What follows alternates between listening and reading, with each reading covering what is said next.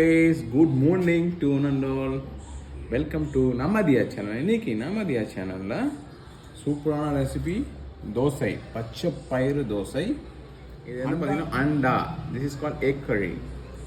வாங்க லஞ்ச் பாக்ஸில் பார்ப்போம். அப்புறம் பாருங்க சவுத் இந்தியன் ஸ்பெஷல் புளியோதரை.